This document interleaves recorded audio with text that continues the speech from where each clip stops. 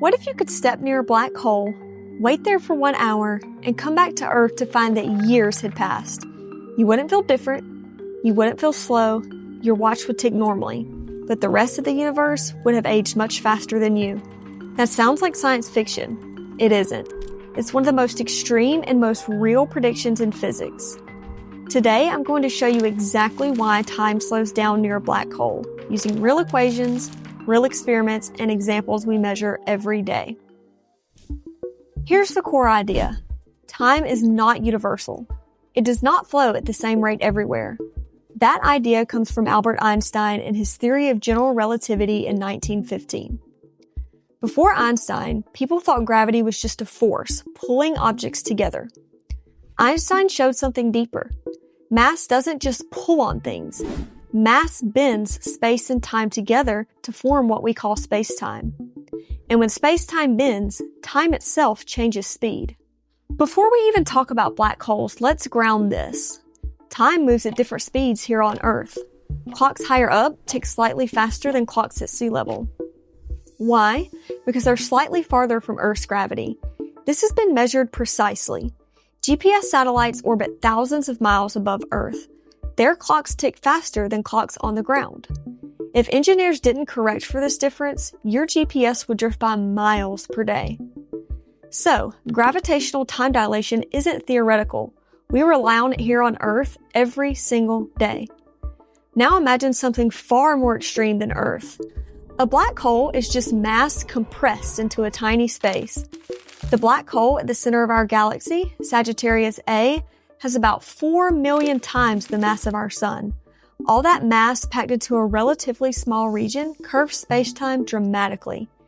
Here's the most simple mental picture. Imagine spacetime like a stretched rubber sheet. Put a bowling ball on it. It dips. Put something unimaginably heavy in one small spot, and the dip becomes a deep well. The steeper the well, the more extreme the curvature of the fabric. And the stronger the curvature, the slower time flows. Now imagine you're hovering near a black hole. From your perspective, everything feels normal. Your watch ticks normally, your thoughts move normally, your heartbeat feels steady.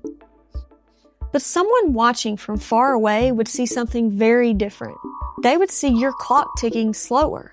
They would see you moving slower.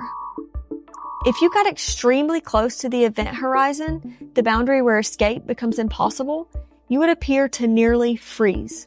Not because your body physically stops, but because your time is running slower relative to theirs. The closer you get, the stronger the effect becomes. At the event horizon of a non-rotating black hole, time dilation becomes infinite in classic general relativity. To a distant observer, you would never quite be seen crossing it. You would just slow and fade. Where does this come from? The math behind it comes from the Schwarzschild solution. It describes how space-time curves around a non-rotating black hole. One key takeaway. The closer you get to the Schwarzschild radius, the more extreme the dilation becomes. For a black hole with the mass of our Sun, the radius would be about 3 kilometers. Double the mass, the radius doubles. The time-slowing effect depends directly on mass and distance. And so far, every precision experiment we've done supports these predictions. Here's what makes this so powerful. Time is not separate from space. It's woven directly into the same structure. When gravity bends space, it bends time. That means time is flexible. It stretches, it slows. It depends on where you are in the universe. Black holes just show us this effect at its most extreme. If you could safely hover near a black hole and then return home, the universe would have aged more than you. You have effectively traveled into the future. That's not fantasy. That's a direct consequence of general relativity.